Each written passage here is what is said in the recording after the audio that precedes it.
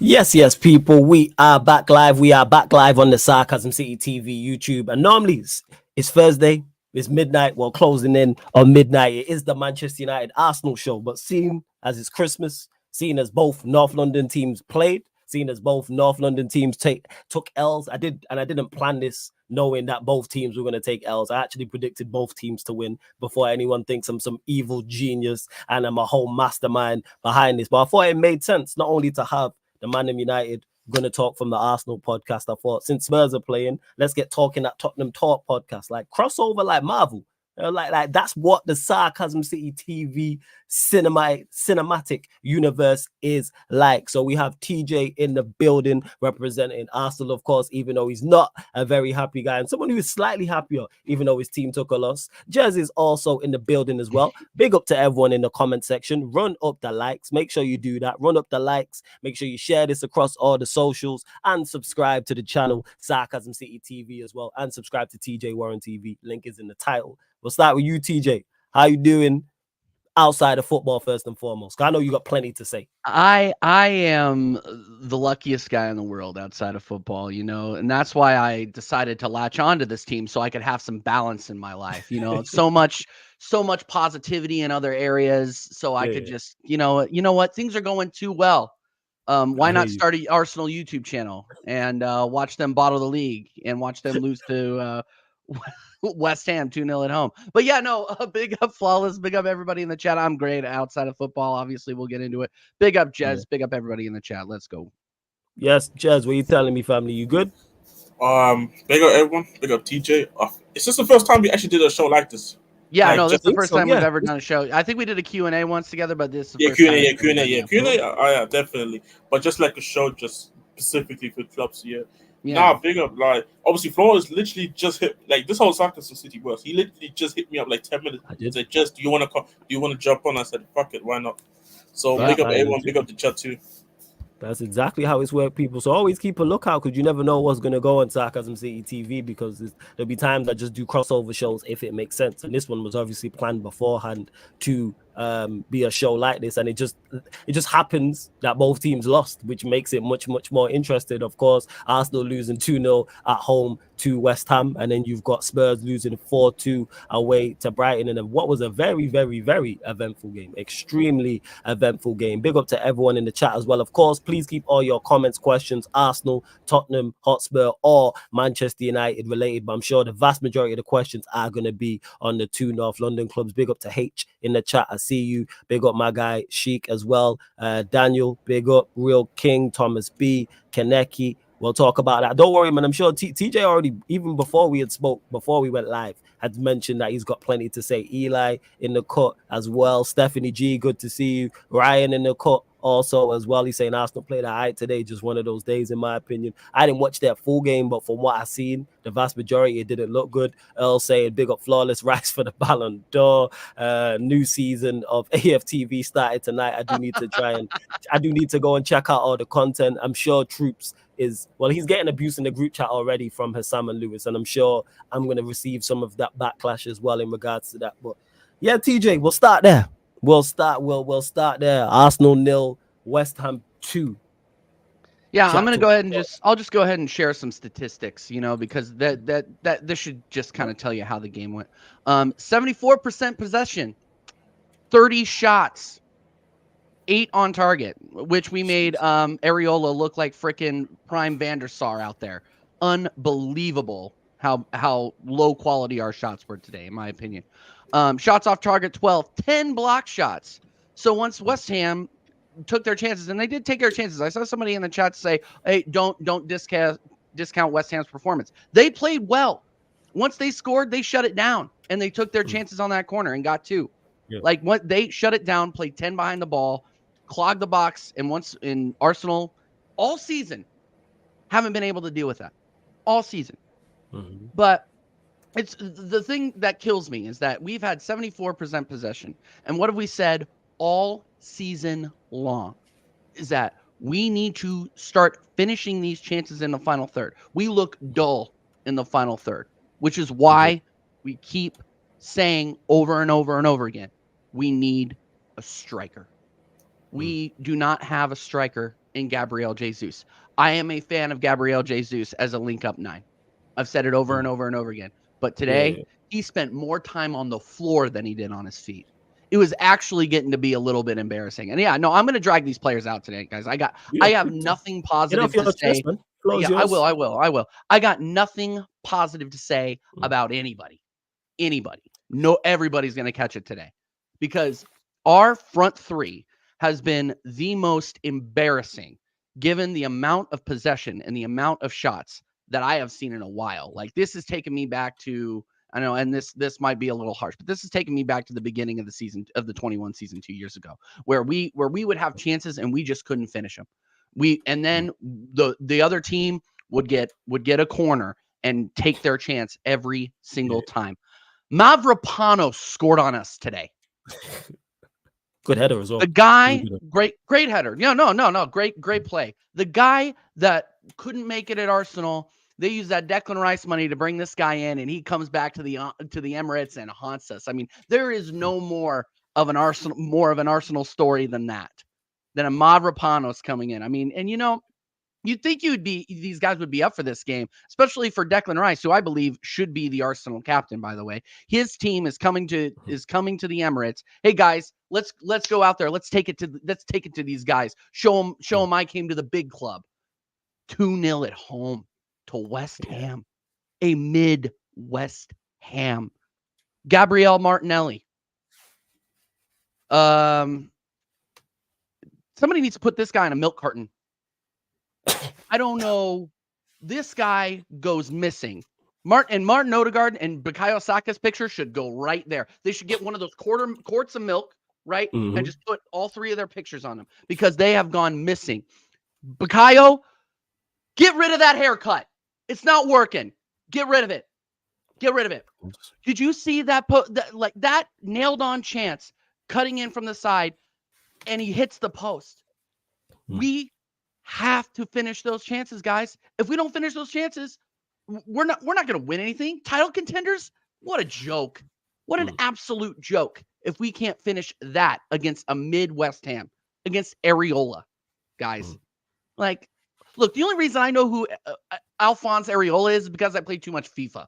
Like, that's the only reason why I know who this guy is.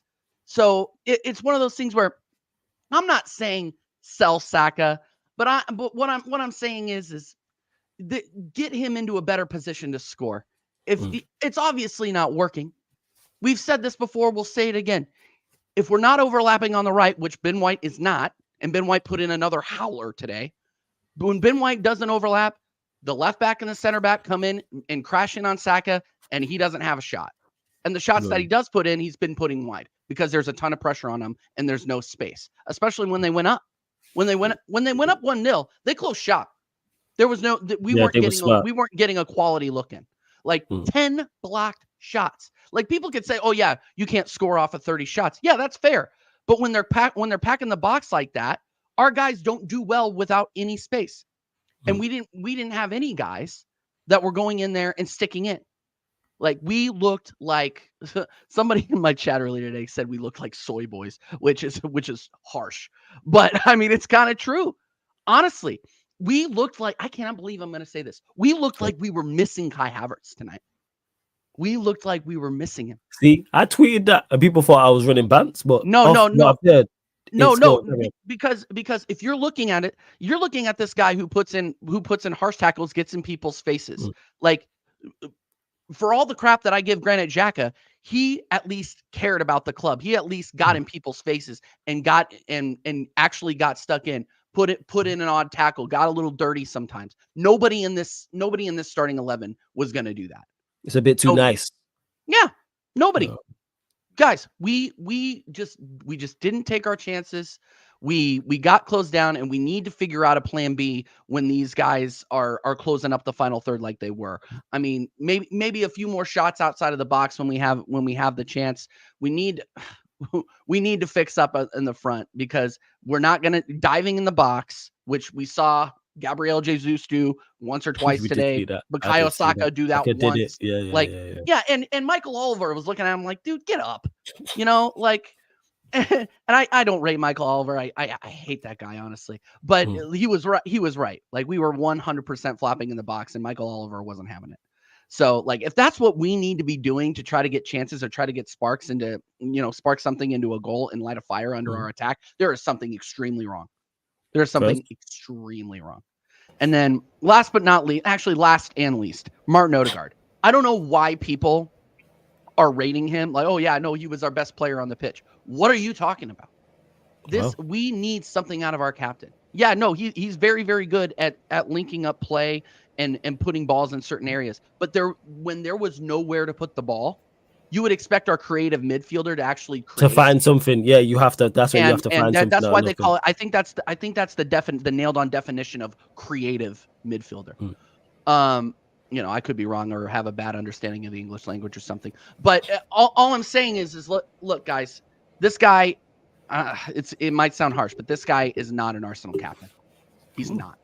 He is not the guy. We went from Patrick Vieira to this guy. Yeah, that's it. And it's peak, guys. Like, look, this guy's more worried about fixing his hair and remembering the words to North London's Forever than figuring out how to score a goal and getting these guys up. Like, you can tell he's getting rattled because he goes up to the crowd and he's trying to get him back up. I'm like, dude, think about your own game. Think about how you're going to lift your team and get a goal in here. Like, this guy, he's too nice and he disappears when the spotlight gets too bright. I'm kind of done with him, man. I'm kind of done with him. Jeez. Put the armband on somebody that is going to stick in and freaking light a fire under these guys, because he's not doing it. He's not doing it. I'm extremely disappointed. I've been waffling for a while now. Extremely. That's cool. You're here to get things off your chest, man. You're not. This won't be the first time you do it, and it won't be the last time. Unbelievable. And same with everybody else. Yeah, like you. Yeah.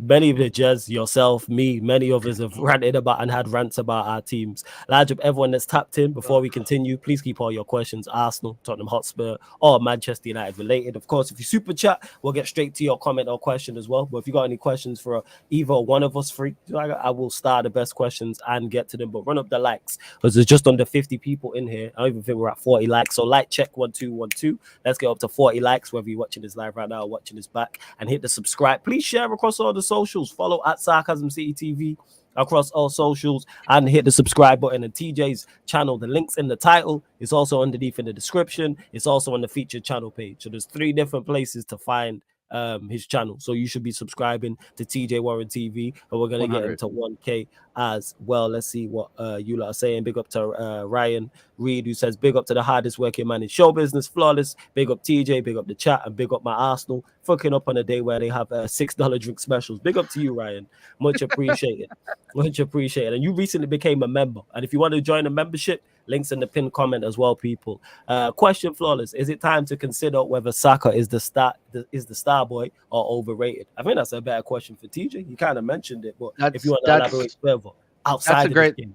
Yeah, that's a great question. I still think he has it in him. I mean, he performs for England, even with Southgate ball. He performs. Like, I still think he is that guy, but in this current system, we're not having it. I've said it before. I'll say it again.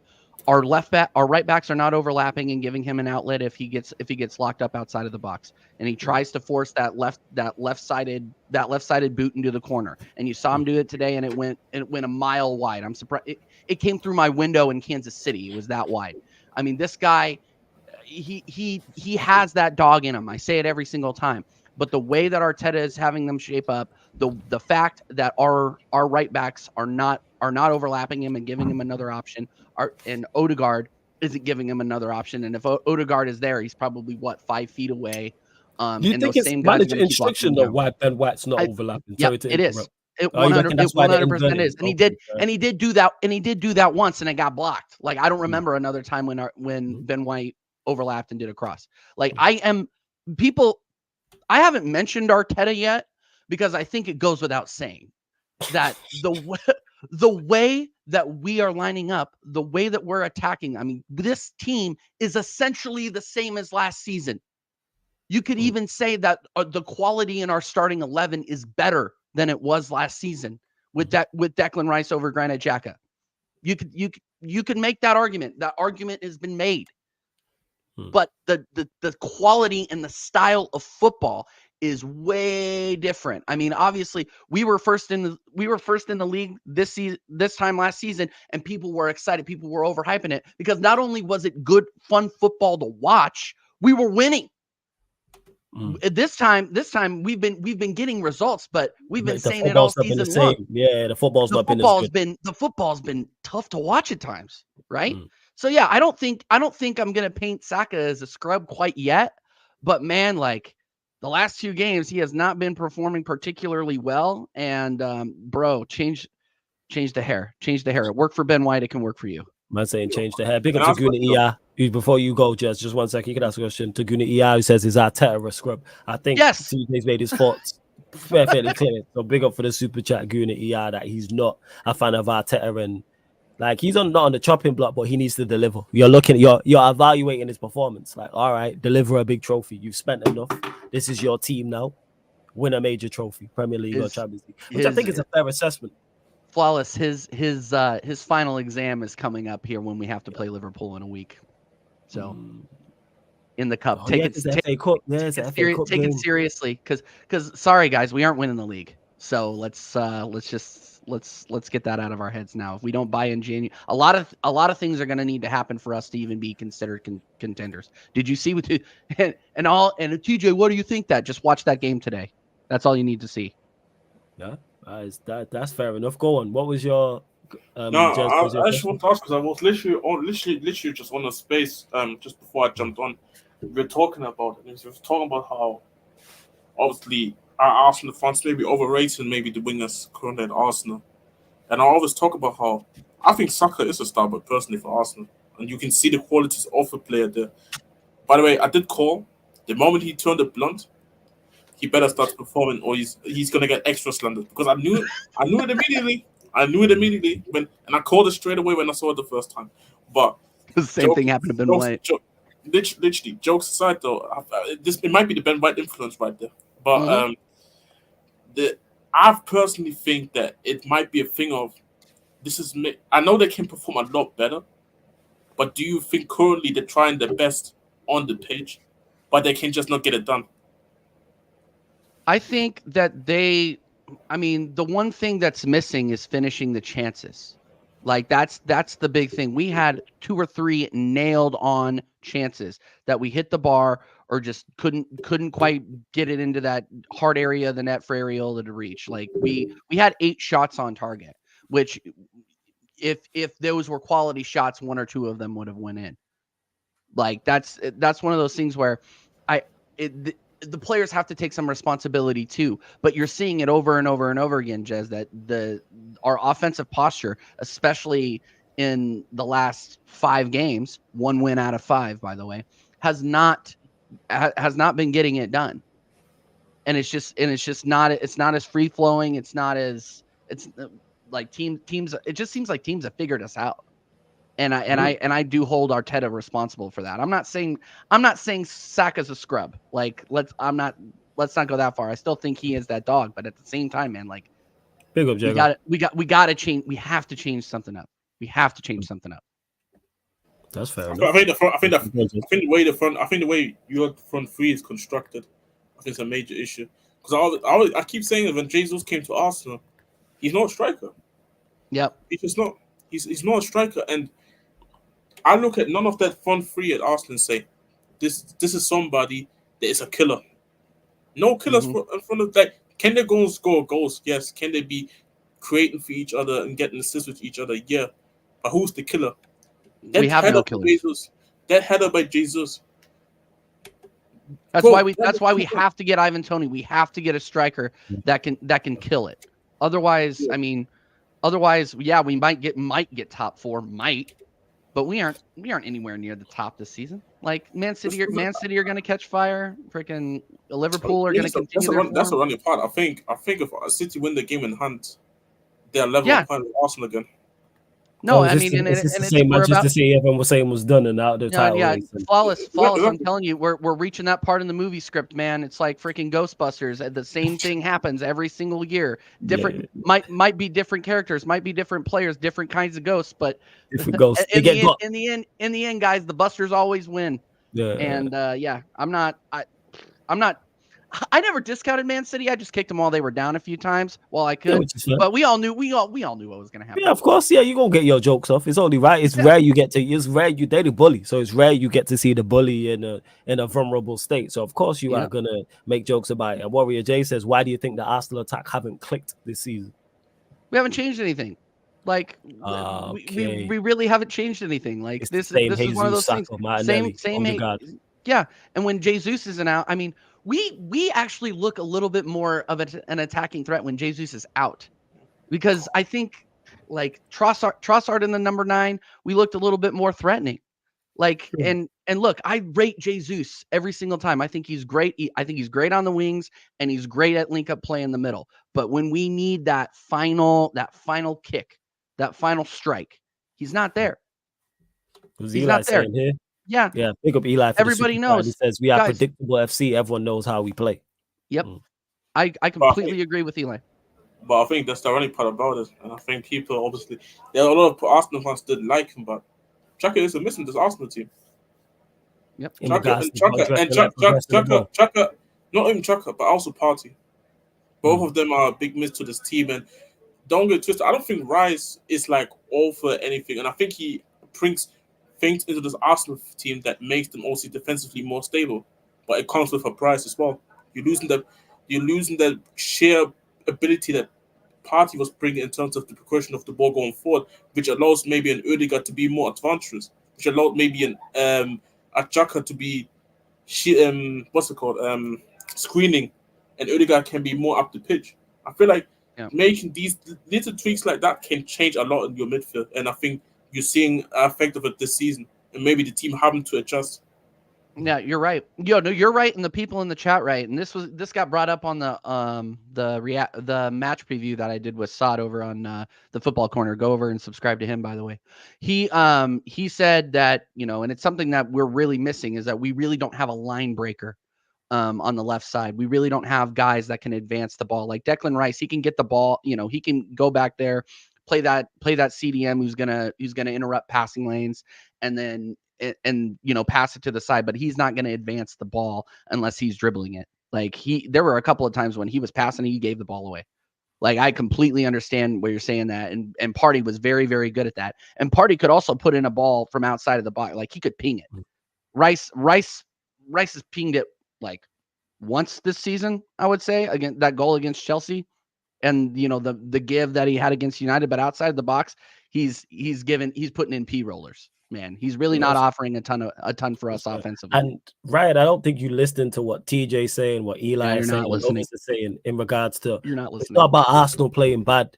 TJ has mentioned it, and I know this. Like, he's mentioned it on this show. And he's mentioned this even when Arsenal have won games. Our attack is not doing the business. You can win a game, score 2 goals in a match, and still look at your attack and go, you know what? Our attack is not going to be good enough long-term going forward. This is not sustainable. Same way you can get a clean sheet and defend terribly. There's games where we've all watched our teams get clean sheets and go, were we defensively good today? No, the opposition just missed chances. Like, it's not about Arsenal, it's their attack. And I've said this about Arsenal for the longest in regards to their attack. And I think Arsenal fans don't like me saying this because I'm a United fan, and man will run bants and run jokes, and it's funny to kick Arsenal when they're down, when they're ups. I'm not lying when I talk about their team and say I don't think their team is good enough to win the league. I don't think I think first and foremost their manager's not good enough. And then I look at their team and I look at their front three and I go, that front three currently constructed is not good enough. Now, if you put an Ivan Toney in that mix, I think an Ivan Toney, Martinelli and Saka, even though Martinelli and Saka are currently not playing well, that's title contending.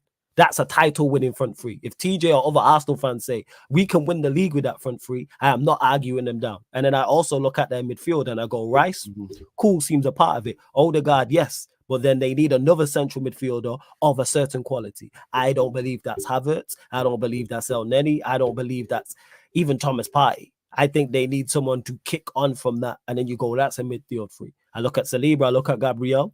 Seems good enough as in regards to a centre-back partnership, especially if you have Rice and another quality midfielder in front. Raya I've not watched enough of. I don't think they're that far away, but the pieces they need are very, very hard to find. To go find a striker of a certain quality, a central midfielder of a certain quality, you're asking for right down the spine of your team to go and be of quality in those sides and be difference maker. Ryan, you should know this because Liverpool did this with Alisson and Van Dijk. They were the two players who took you over the top. They're very tough to find, though. That's not normal. So that's what it is. Yes, you can have 77 touches in the West Ham box, but it's about their attack. Yeah. Martinelli scored, 2 goals this season. Jesus is a renowned non-goal scoring striker. Saka hasn't been at it. Odegaard, you heard TJ mention it. I might be done with him. There's Arsenal fans in the chat talking about, he's not captain material. He's not the guy. And these are the games he's supposed to be good in at home against West Ham. This is where he's supposed to thrive. This is not away at Manchester City. This is where you're supposed to be the man. Because I rate Odegaard. I actually think he's a good player. Don't get him mistaken. But you have to step up. Yeah. And I'm not saying Odegaard's a bad player either, but he's just not the levels of an Arsenal captain. That's really the beginning and the end of the story. And I wish it came down to touches in the box because we would be Premier League champions, undefeated, invincibles. If we were winning games based off of expected goals and freaking possession. Like we are possession FC, vibes FC. Like that's what we are, man. We're all the banter that we're gonna catch as Arsenal fans, we deserve. Because right now the team is just not finishing. We are this close, and we just can't do it. The chances that Martinelli, Jesus, and Saka had today, man. These stress lines are just getting deeper. It's unreal. A big up to Eli who says, with this for the super chat again. He says, Jackaset don't like scoring, never in the box, shaking my head, and I think that's what it is. I think that's in regards to this with Eli, and he's an Arsenal fan saying this. That's where it stands. And Ryan, I think that's the agreement is in regards to their front three. The three attackers were trash for Arsenal, but Odegaard was good. But I think that's the problem. Like you need more from Odegaard, but that front three has to deliver. And I think it's been a problem for them all season long. And if they win this game, even playing that way, I don't think people are talking about it as much because too many people, word to Peter, do results-based analysis rather than just look at the game for what it is. Because you can win a game and play poorly. You can lose a game and play well. That's the difference. That's a key thing that a lot of fans just really, really overlook. Let's see what else. Switching lanes from Arsenal to Tottenham. We'll go to you, Jez. Warrior J says, I want to go to Spurs. Jez, your thoughts on the Brighton game? Was that a frustrating performance? Bro. We obviously did watch long, obviously, people on the Twitch. Yeah. Non-Manchester United games, we do it on the Twitch. People, yes. So if you want to be there and watch along, be there. It was a funny game actually, because we're looking at the game and saying if 2 or all players didn't decide to pull a shirt and just take a player out in the penalty box for no reason, we're talking about this game being a draw. But then at the same time, we're talking about how our keeper, which apparently somebody tweeted that Vicario is not good enough long term. Our keeper made sure this game wasn't 6-2 today. Like we conceded 4 and our keeper was the best player today. Like for me, nobody in this team can really hold their head high outside Vicario. I said already at halftime, everybody has to apologize to him the way they played that first half to begin with. And I see people on the timeline talking about Lo Celso came on and he had a good cameo. Mate, he came on, gave a penalty away and started beefing Pedro when he got substituted. I kind of like because Joe Pedro. And to be honest, I wasn't even mad when Joe Pedro did the celebration because, like, bro, he's hyped. The team won a game and you keep it stepping. And obviously, you pissed off one of our players, bro. But being on the real, today is just an example of what I always talk about with the overall squad, not team, squad. Our squad is not that deep. Our squad is not this quality squad that our fans make out to be. And I feel like a lot of reactions come from people who cannot take the fact. Oh, sorry. Oh, shit. My button just dropped.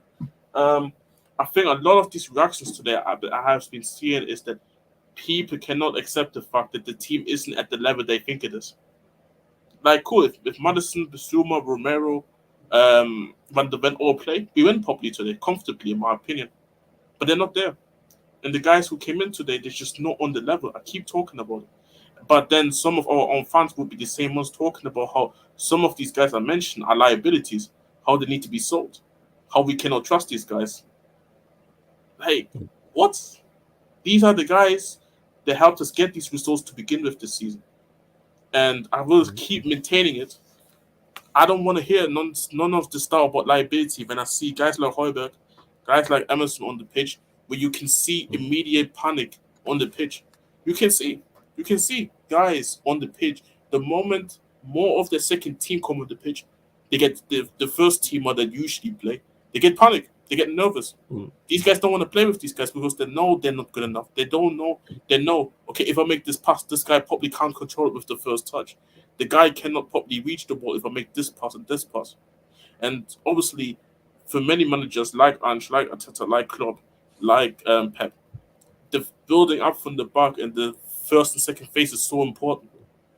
But there's a lot of these guys on the pitch where Charlotte Ben Davis, I think he's been actually great since he came in. But in the end of the day, we need to get another centre back on that side. We just need quality. Just has to be come into the game. Like, I think this is really the story of the game because, I mean, we talked about it on the watch along. Brighton were trying their best to even give the game to us in the second half. They did, yeah. Like, let's not get mistaken. And I'm not even talking about after it went up 4-0. I'm talking about even before it went to 3-0. Yeah. They were trying their best to give us the game. And I think it was just overall a bad performance. And I feel like this is one of the things that I just have to accept the fact that I don't know if these guys on the pitch are not that good.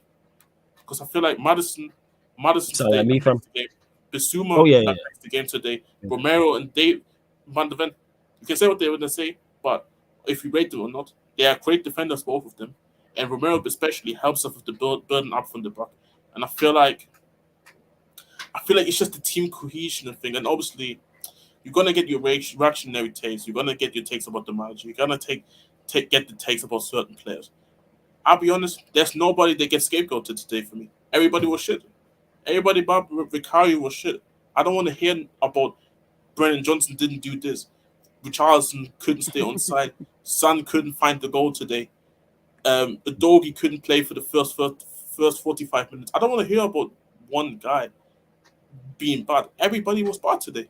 This was not a type of game where you can scapegoat somebody and trying to take the blame just to go and find blame on somebody else so you don't have to maybe slander your favorite player. Everybody was ass cheeks.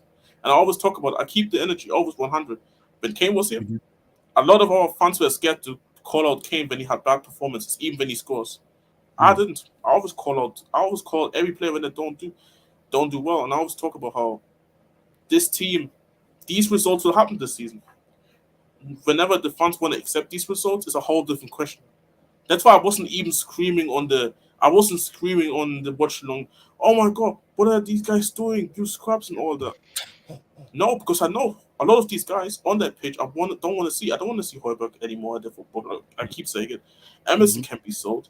Davis should really be like a 5th, 6th choice centre back for me, or a left back. Who knows? Who was playing today? Brennan Johnson.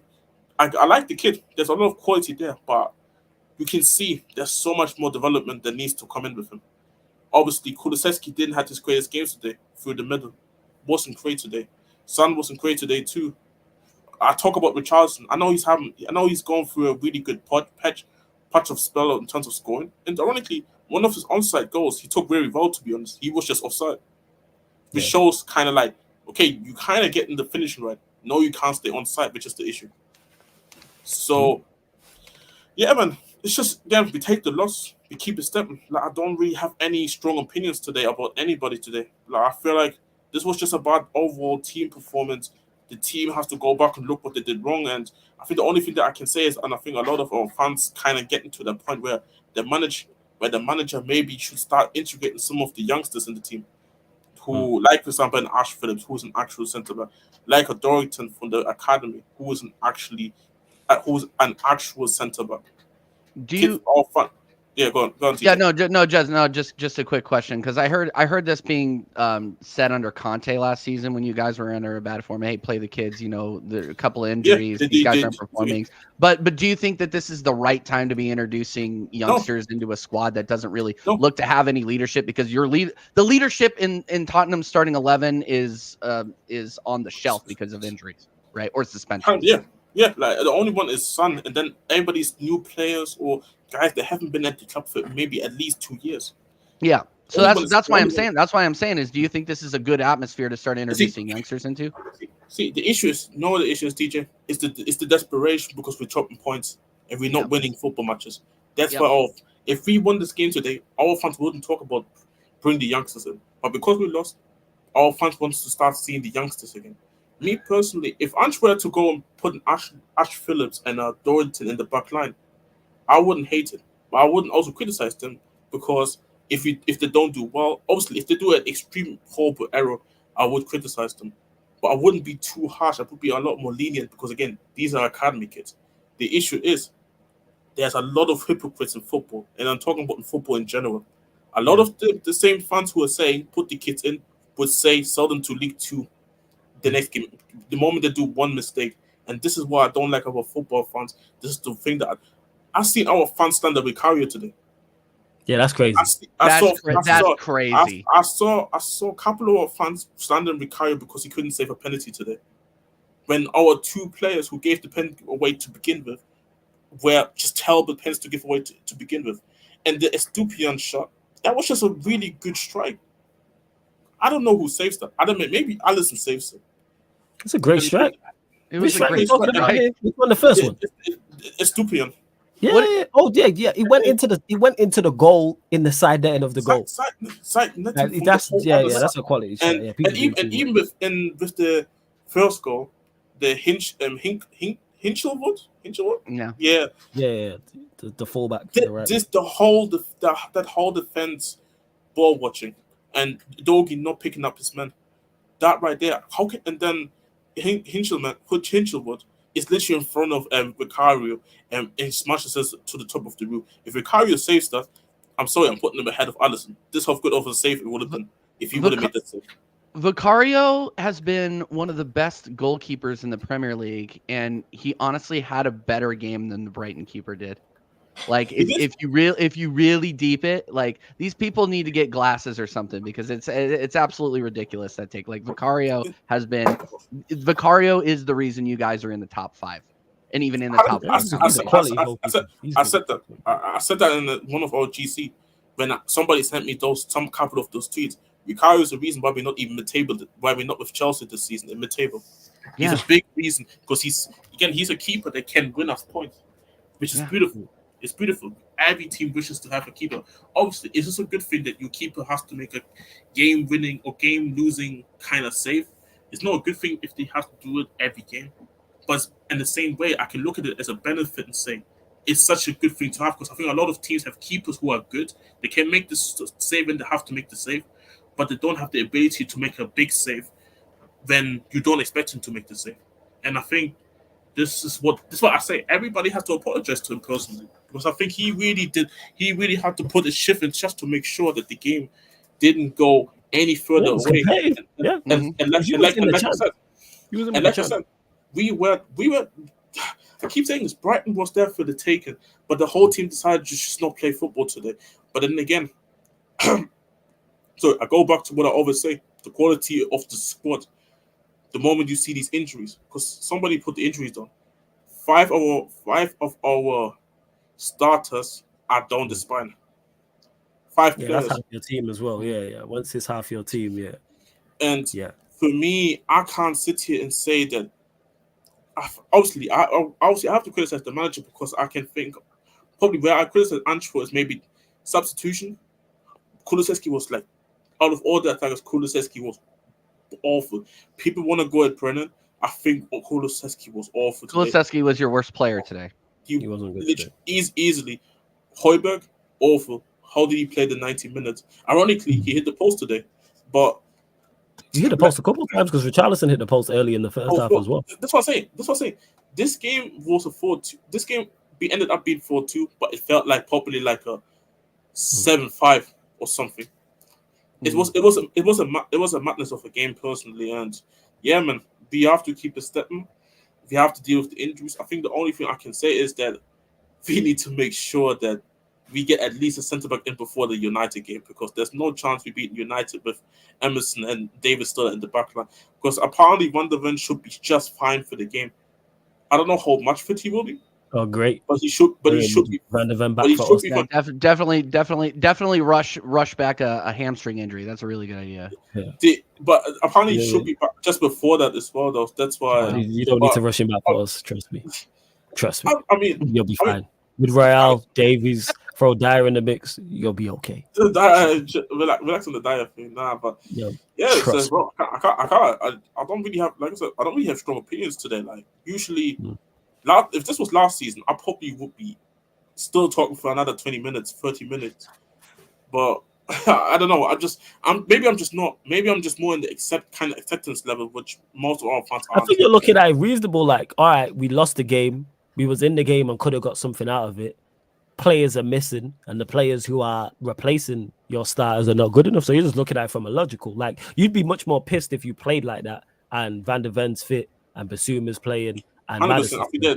Then you're like, there's no way we should be 4-0 down to Brighton with all our starters. But then you take out your, like you said, the majority of your spine.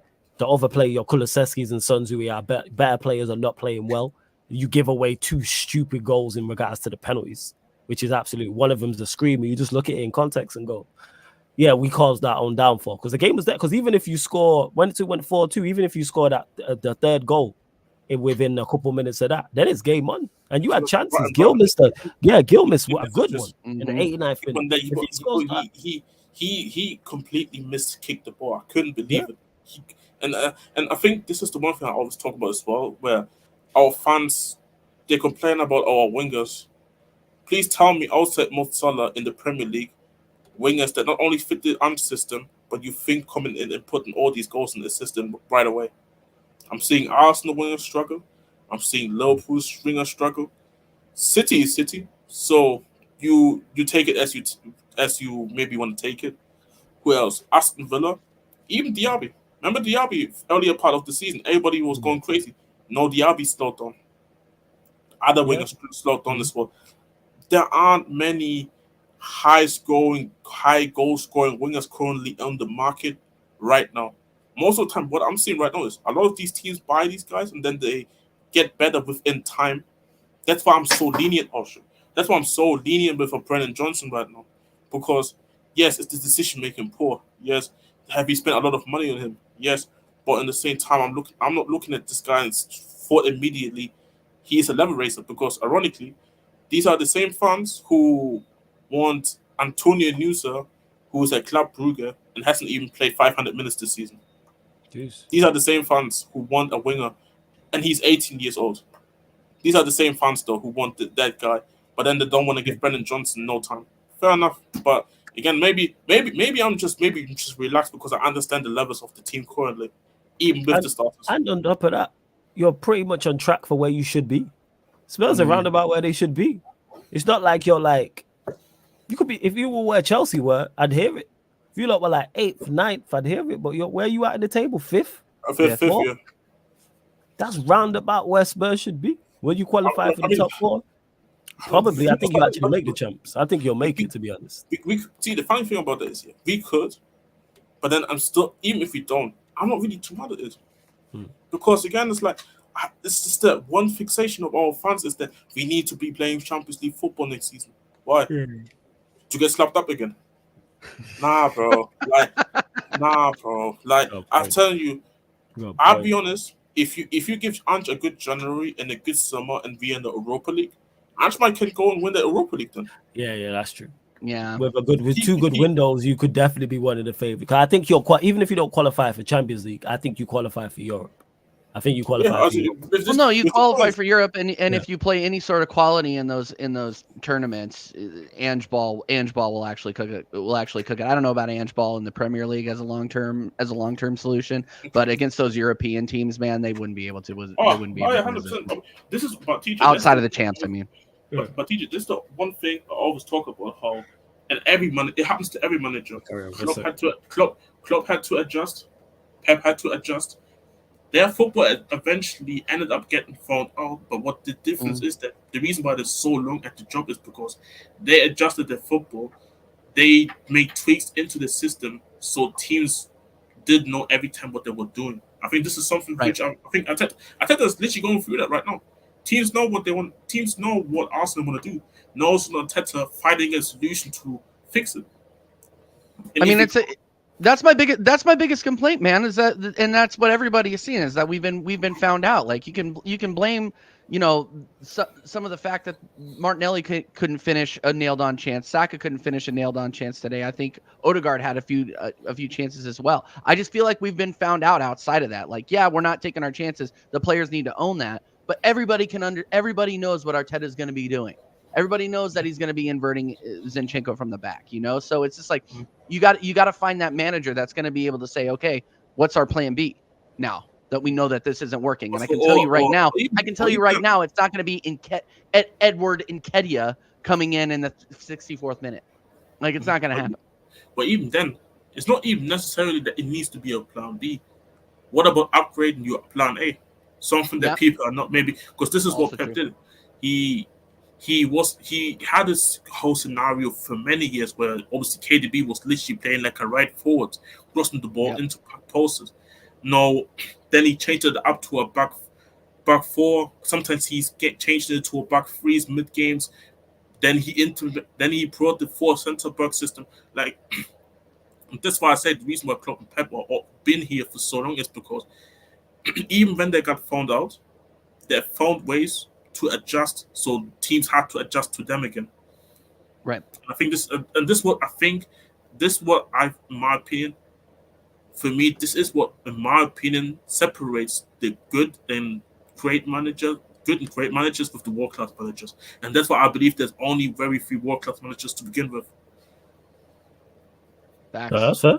That's fair. Big up to Sheik as well for the super chat, who says Mavropanos has the same amount of goals as at the Emirates as Martinelli. Is that the real stat? Jeez, that's crazy. Big up to Mark, says Mark Cook, who says, TJ, will Tony make a difference to you? I know you've answered this before, but I thought it was a good question to get to again, considering that is the main topic of conversation regarding Arsenal. It has been your attack.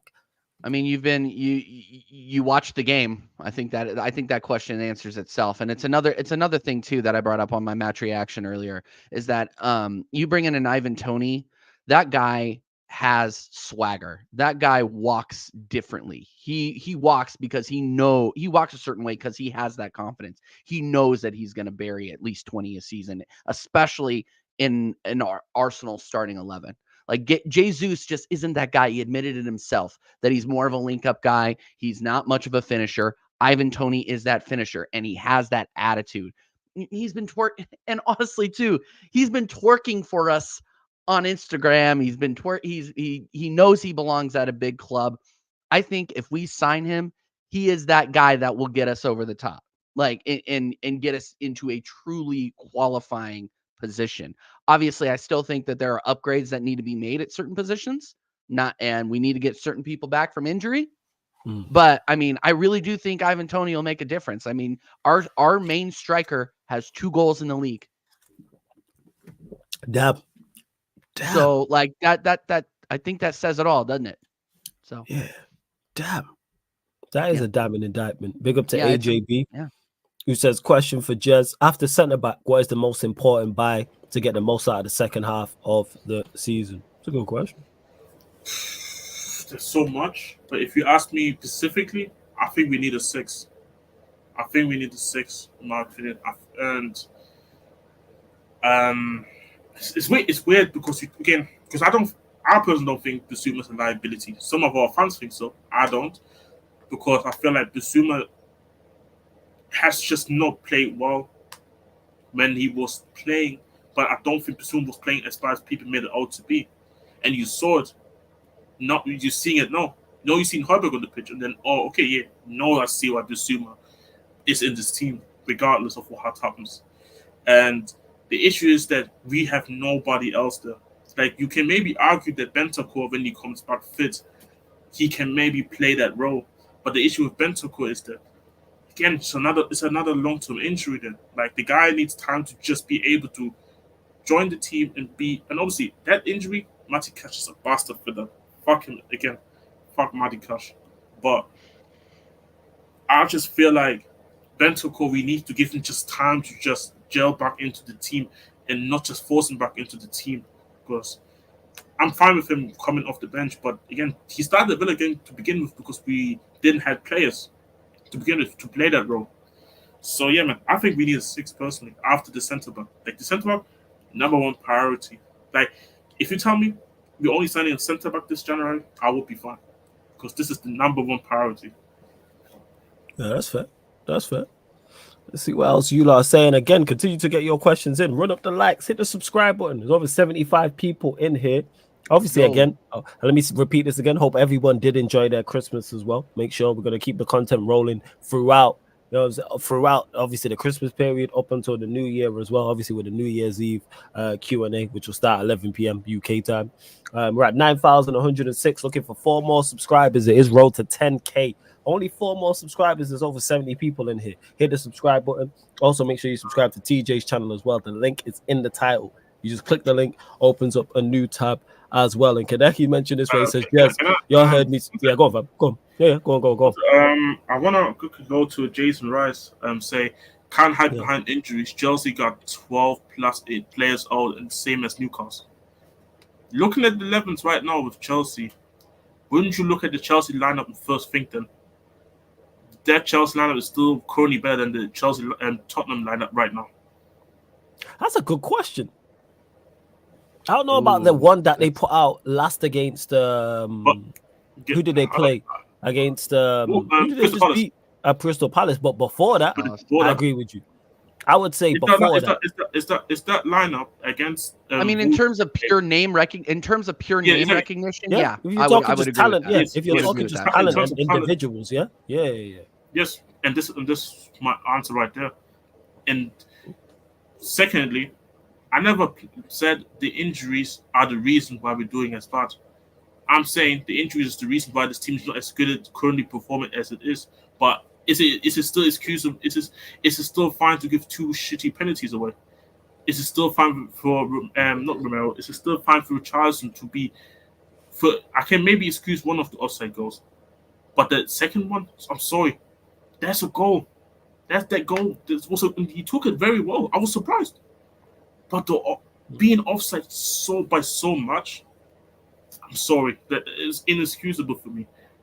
I can talk about how our quality has dropped and how much it has dropped, where you can probably argue this team is probably even overperforming currently with the amount of injury we had.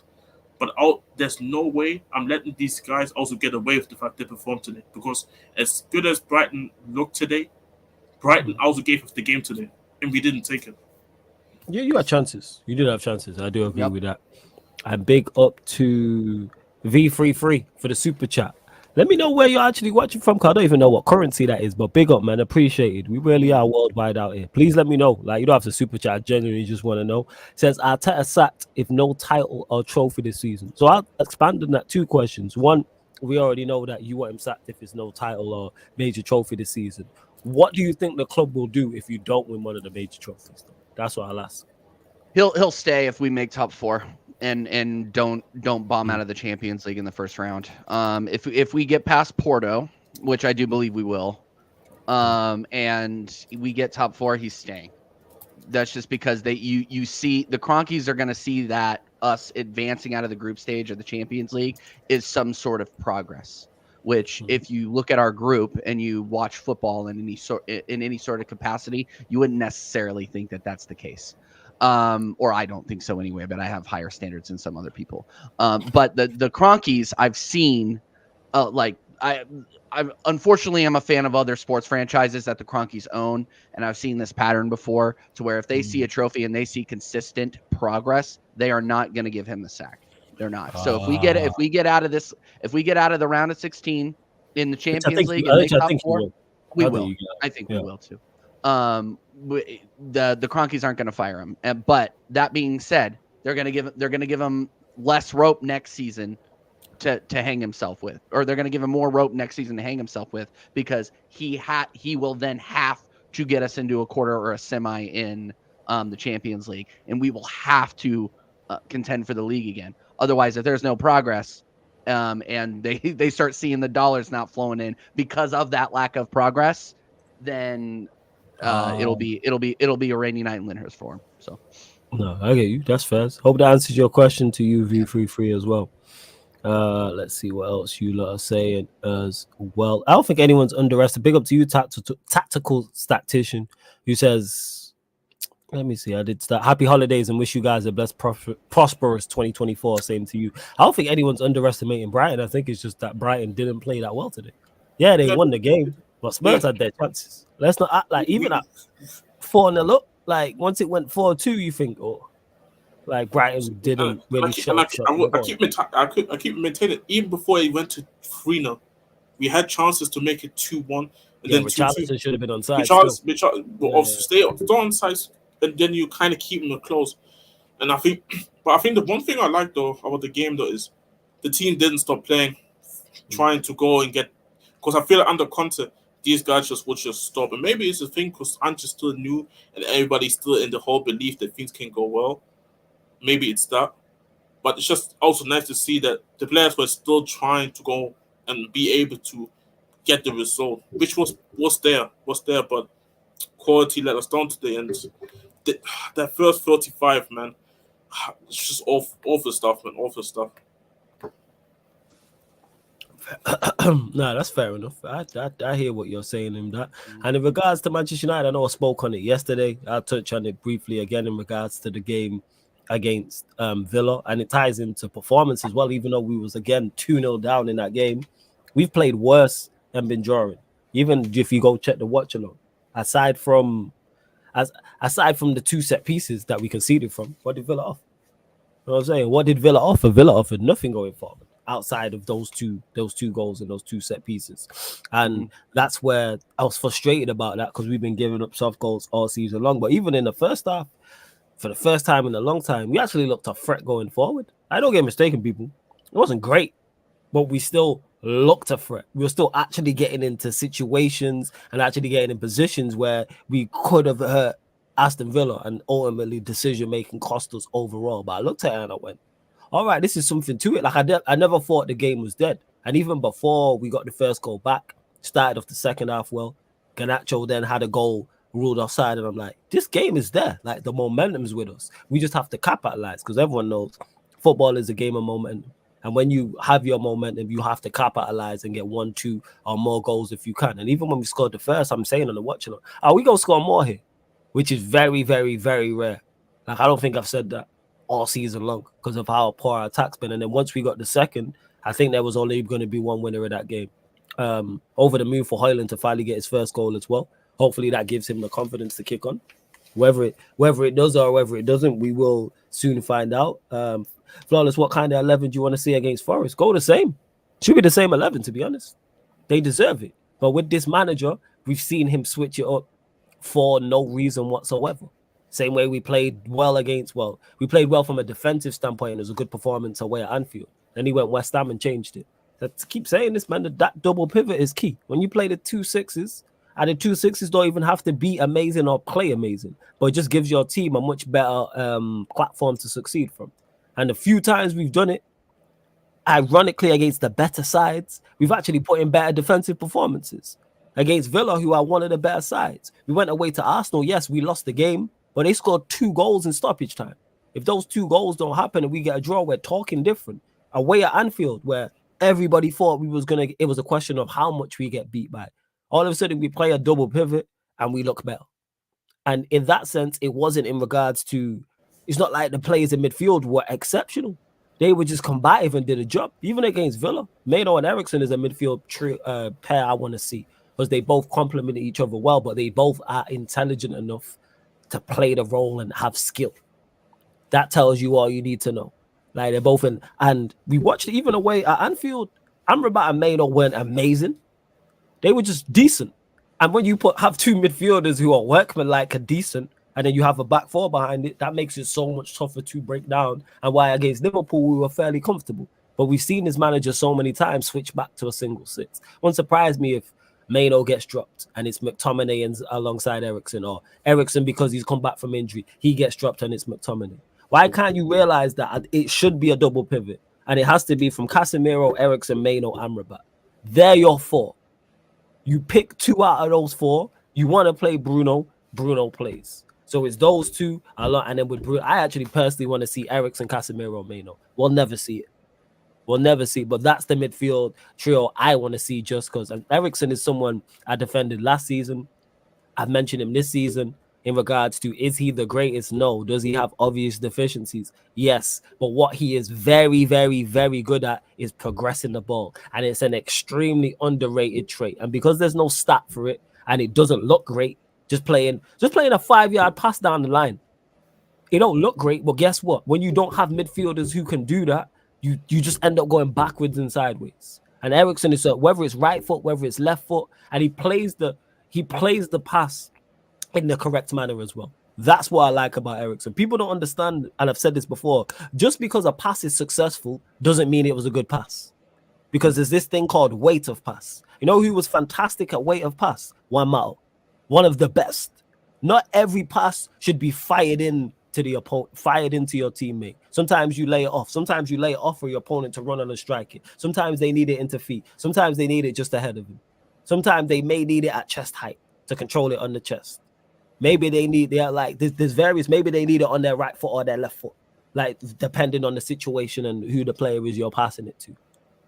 But do we need an improvement on Eriksen? Yeah, I said that all summer long, but he's the best at that, clearly. And it's no surprise that our better performances come when he is playing, because he progressed the ball so well. But yeah, can I keep Pogba was another one? You know what I'm saying? But I just use Juan Mata because he's the one who sticks out to me in regards to his weight of pass being absolutely outrageous. And he always seemed to select the correct weight of pass. Sometimes it was difficult passes as well, and it's just correct. Tataro Gunner says, send me the link, Flawless. This ain't a fan calling show, but I will be running a fan calling show. Probably on the 30th. Probably one on the 30th at some point. But you lot continue to get your questions in, because like I say, it's open for anyone to call in, people. To any fan of anybody. Big up to V33 for another super chat. Says, not acceptable reasons for Arteta, that drama queen. With Levy, Spurs is going to be Spurs. Can't blame Ange. City or Pool for the title. Manchester United will be top 4. Big up for the super chat. I'll get to it in regards to Manchester United being top 4. Absolutely not with this manager. I disagree with that. City or Pool for the title. I hear you. That's my 1 and 2. I think they'll finish first and second personally. Spurs, I don't blame Ange for that in regards to it. In regards to that performance, and I see people playing Ange for it. That's the hilarious part. Yeah, go on. That's the hilarious part. I saw people playing Ange for that today. I keep saying that. Okay, let's play a system where we're trying to be more compact. We're trying to be more of a counter-attacking team against Brighton. We was under Conte last season, where the team can't defend too. And you were you know the craziest part is about Conte. You were a defensive outfit. You couldn't defend. And this is what I'm talking about. And this is the same guys. Eric Dyer, Eric Dyer, Ben Davies, and Royale back there. And people are like, "Oh yeah, go ahead and work miracles with these guys." Yeah, okay. And this is the hilarious part about it, teacher. People think I have an agenda against Conte because I didn't like the football. It's not about that. It's because every game this guy started bitching about and didn't want to take any sort of. He would rather put the blame on all the players instead of trying to deflect. See Klopp and Pep. What they do, for example, they deflect the blame from their players at bare minimum. And the second reason why I was so pissed with Conte is that, 3 reasons. That was the one reason. Second reason was just because the AC Milan game at home, the guy played for 1-0 loss. The guy did not try to win the football match. Played for 1-0 loss. Brilliant. He played in a run of 16 Champions League draw, and that Milan team was mid as fuck as well. It was mid as well. And the third reason, the guy didn't want to sign a contract. If he would have signed a contract, people think, you would have hated Conte being still here. Now I would have been like, fair play. Conte's committed to this shit. But that's the issue. How can you back somebody that doesn't even want to be committed to begin with? That's why I was so angry with Conte. Well, no, and it's one of those things where I don't understand where people thought the end game was going to be with Conte too, because I don't think Conte ever won a trophy with a club that he built himself. You know what I mean? Yeah. And people thought, oh yeah, no, I'm gonna go. Conte's gonna come in here. He's gonna tear it down to the studs and rebuild it. What? Like, what world are you living in? Like, look, and I know I'm a recent fan of this, but like, you do your research on Conte. Like, no, the meal has to be ready made for him to come in and finish it. Yeah, absolutely. And he wasn't going to do it. And it is what it is with Conte. It's a shame, but I personally don't like to go in the past in terms of that with him and the manager. I'll go more with the thing what's going on right now, and people trying to throw out Anfield this way of playing football. The way of his his way of playing football is the reason why we're even here in 5th place right now. That's him. Because a lot of these players, let's be honest, some people had us even sit in relegation after Kane left. I had us finishing mid-table this season.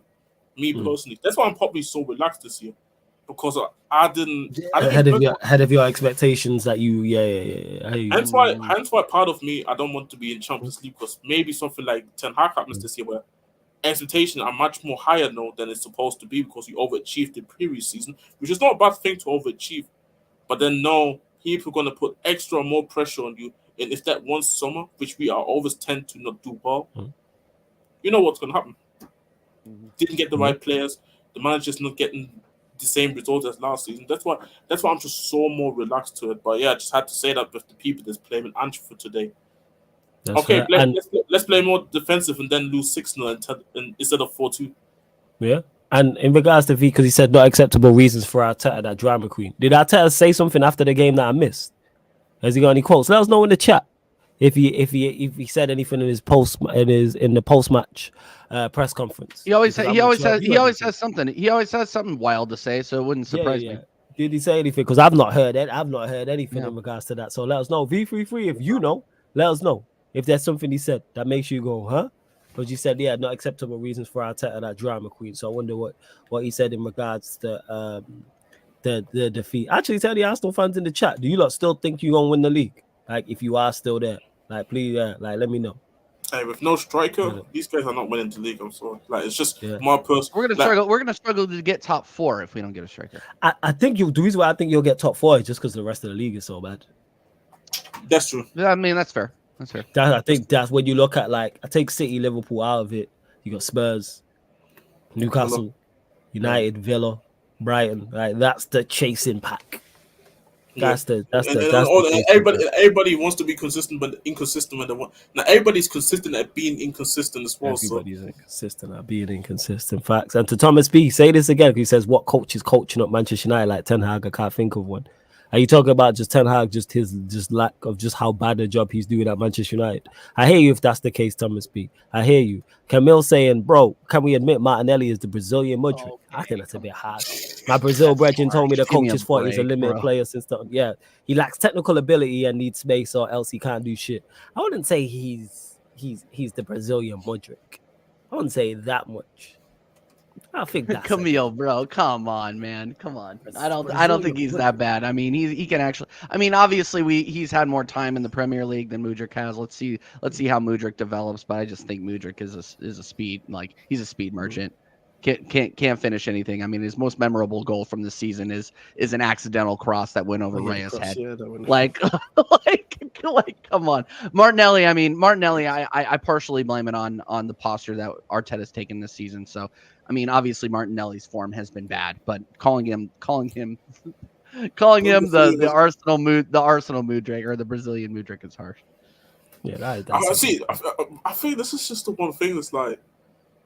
And obviously some people might think, my team lost, so I need to be a bit more shamed. Maybe I would be a bit more shameless if we win against Brighton today. But I mean, that's just my nature. I'm kind of more unbiased most of the time. But the running part about it is I think a part of the reason why he's struggling is because, again, he's just not at that superstar kind of level. Because I think if he was out here like some prime, if Martinelli was near anything like a prime Mane, for example, right now, if he was anything near to that, I don't think he needs an overlapping fullback as much anymore, or he needs that much support, because again, you're playing to an extreme high level. But people have to understand currently where these players are at their current level. I think this is another part. Yeah, I think that is very, very, very fair. And we are going to close out in the next 5 to 10 minutes or so, people. So get your final few questions in. You will be doing the most. Well, it's technically today now if you're in the UK, 4:30 p.m. Obviously, we look back at all this last set of Premier League fixtures, Premier League fixtures just gone. 5 different categories, people. And we run polls, and then you lot get to vote on the polls, and myself, Jez, and the rest of my co-hosts then will discuss said polls, like most unforgettable goal, most unpredicted result, under the Kosh manager, untouchable manager, and unacceptable error. Always, and it's something different as well. And like I say, it's very interactive because you lot can vote on the polls and then super chat to pick winners, etc. TJ's done that before very shamelessly with certain Dude, that's my favorite, bro. That's my favorite game to play. That's my favorite game to play is to open the floodgates like that. Yeah, they just super chat at $2. Yeah, Gabriel just running, dude, running agendas is worth a couple of bucks every now and then. Oh yeah, just running agendas, 100%, without doubt. Without doubt. And TJ, let them know where they can find you, what you got coming up, all that good stuff. Yeah. Again, Flawless. Again, thanks for having me, Jez. Awesome to do a show with you again. Let's do it again. Absolutely incredible, man. TJ Warren TV, guys. I'm at 666. That's the devil's number, people. So subscribe and get me off that number, people. That's not a good number. At least what I've heard. I'm not a religious guy, but I heard 666 is bad. So you can catch me at TJ Warren TV. I will not. American Idiots will not be live this week just because I'm traveling. Connor's traveling. Dal is traveling. It's just a weird season. So we will resume next week, and then you can catch me on the Fulham match reaction on Sunday. So yeah, we're back, and go back and watch the match reaction if you want to see a man breakdown live on YouTube. You can go over to TJ Warren TV and watch my match reaction for the game that happened today. But yeah, again, big up Flawless, big up Jez, and I will be over on American Waffle in a few minutes. So okay, catch me over there, American Waffle on Staffy TV. Yeah, so that's where we will be redirecting to stuff because he's going live at 1, right? He's going live in a minute. Yeah, he's going live. Yeah, he's going live. Yeah. So we will redirect over there. In regards to the V33, he didn't say anything. Big up for the super chat again. He says it's his cringy, dramatic antics on the touchline. Okay, that's nothing new. All right, first, you think he's dramatic on the touch? Do you think he's dramatic and cringy on the switch? I think he has his own style, and unfortunately, I mean, it lands him in the freaking owner's box, bro. Like he needs to stop doing that because he's very vocal. It seems. He wants to go and play center mid himself. He wants to get back out there half the time, bro. So yeah, no, I agree with that to a point though. V33. Mm-hmm. He should, but yeah, like I say, love to everyone that's locked in. TJ Warren TV, link is in the title. We will be redirecting to Staffy TV, so just put Sarcasm City TV raid. Before you go though, check out the upcoming live stream schedule because I have updated it all the way till 2024, well, the end of 2023, I should say. Big up to everyone who's been supporting all year round, whether you're regular, whether you're new, much appreciated. And don't forget all the shows on the Sarcasm City TV YouTube channel, apart from watch-alongs, are available on audio-only platforms. So wherever you listen to podcasts, wherever you listen to music, if you type in Sarcasm City TV, this show and all the other shows on the channel, apart from watch-alongs, will pop up. So Spotify, here's with a follow one there, Sarcasm City TV on Spotify. Follow 5-stars. iTunes, Apple Podcast, all you iPhone users as well. If whether, like I said, you listen to music on there or listen to podcast or both, 5-stars and leave us a review. Same with SoundCloud, wherever you listen to podcasts. And see, as TJ is showing right there. And if there's an audio platform we're not on, just let me know. Just send me a message and I will get uploaded because I'll upload all the audio platforms. But if you prefer watching on YouTube, that's absolutely fine. There is a playlist for this show. So if this is your favorite show, you just click on the playlist and all the shows will pop up. I update it weekly, people.